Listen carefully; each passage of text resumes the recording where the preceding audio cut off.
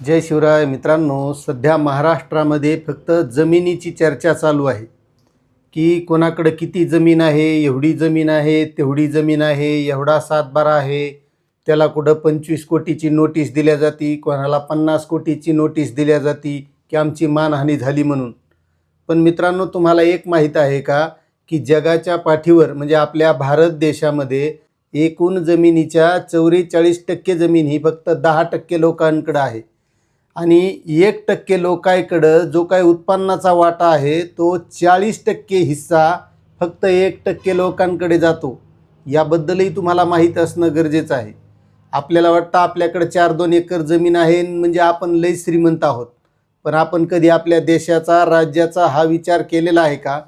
मित्रांनो, महत्त्वाची एक गोष्ट म्हणजे वर्ल्ड इनक्वॅलिटी लॅबचा एक अहवाल आलेला आहे 2026चा. या अहवालानुसार भारतातील ग्रामीण भागातील 46% कुटुंबे हे भूमिहीन आहेत, भूमिहीन, की त्यांच्याकडे जमीन नाही.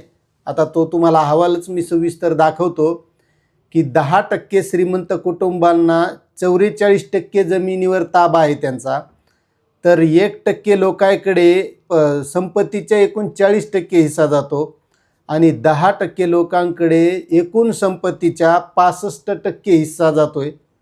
अशी ही वास्तव परिस्थिती आहे. ही झाली भारताची म्हणजे आपल्या देशासंदर्भातली. त्याचा सविस्तर रिपोर्टसुद्धा तुम्हाला त्या वर्ल्ड इनक्वॅलिटी लॅबचा मी सविस्तर दाखवणारच आहे. पण आपल्या महाराष्ट्रातही काही कमी नाही. महाराष्ट्रात सुद्धा आज घडीला 48.1% कुटुंब हे भूमिहीन आहेत आणि हे शेतीवर अवलंबून आहेत. विशेष त्यांना कोणत्याही प्रकारची जमीन नाही. हे फक्त मजुरी करणारा आणि तोही शेतीच्या संबंधित मजुरी करणारा वर्ग आहे. आणि 10% लोकांकडं 40.8% जमीन आहे. जे महाराष्ट्रातील एकूण जमीन आहे त्यापैकी 40.8% जमीन ही फक्त 10% लोकांकडे आहे. आता ही कोणत्या आहे, काय आहे, कशी त्यांच्याकडं आहे हे सगळं लोकांना माहिती आहे. पण नेमका हा अहवाल काय सांगतो हे आपल्याला बघायचं आहे. म्हणजे महाराष्ट्रातले 1% लोक असे आहेत की एकूण जमिनीपैकी 14.7% जमीन त्यांच्याकडं आहे. त्याचा अहवाल तुम्हाला एक सविस्तर दाखवतो मी. तो अहवाल काय सांगतो, भारतातील विषमता जगातील सर्वाधिक विषमतेपैकी एक. सरासरी उत्पन्न ही कमी. भारतामध्ये विषमता जगातील सर्वाधिक प्रमाणातील विषमतापैकी एक म्हणून कायम आहे आणि गेल्या काही वर्षात यात फारसा बदल झालेला नाही. मित्रांनो, ही अहवाल आहे तो इंग्लिशमध्ये आहे. मी त्याचं ट्रान्सलेशन केलेलं आहे आणि आपल्याला मराठीत सांगतोय. तर सर्वाधिक उत्पन्न मिळवणाऱ्या 10% लोकांकडे राष्ट्रीय उत्पन्नाच्या सुमारे 58% हिस्सा जातो. तर तळाच्या म्हणजे जे काही गरिबीतले सर्वसाधारण लोक आहेत अशा 50% लोकांना केवळ 15% हिस्सा मिळतो. संपत्तीच्या बाबतीत तर विषमता त्याहूनही अधिक आहे. सर्वात श्रीमंत 10% लोकांकडे एकूण संपत्तीच्या सुमारे 65% हिस्सा आहे. तर वरच्या 1% लोकांकडे सुमारे 40% हिस्सा आहे. म्हणजे बघा किती विषमता आहे ही. 2014 ते 2024 या कालावधीत सर्वाधिक उत्पन्न मिळवणारे वरचे 10% लोक आणि तळाचे 50% लोक यांच्यातील उत्पन्नाची दरी स्थिर राहिली आहे. दरडोई सरासरी वार्षिक उत्पन्न सुमारे 6,200 युरो PPP इतके आहे. तर सरासरी संपत्ती सुमारे 28,000 युरो PPP इतकी आहे.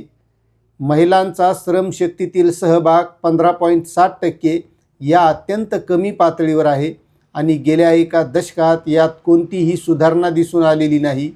एकंदरीत भारतातील विषमता उत्पन्न, संपत्ती आणि लिंग या तिन्ही आयामामध्ये खोलवर रुजलेली आहे. ही परिस्थिती अर्थव्यवस्थेतील कायमस्वरूपी संरचनात्मक दरी अधोरेखित करते. तर मित्रांनो, असा हा वर्ल्ड इनक्वॅलिटी लॅबचा रिपोर्ट आहे की देशामध्ये, राज्यामध्ये किती विषमता आहे. आणि नेमकी आता ही संपत्ती कोणाकडे वाढेल हे सगळ्याला माहिती आहे. तुम्ही बघा आता राजकीय नेत्याकडे किती संपत्ती, अमाप संपत्ती आहे.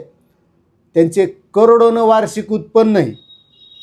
मोठाले उद्योगपती, लँड माफिया, म्हणजे एक वर्ग फक्त खाण्यापिण्यासाठी झगडायला आहे तर दुसरा काय खावं म्हणून झगडायला आहे.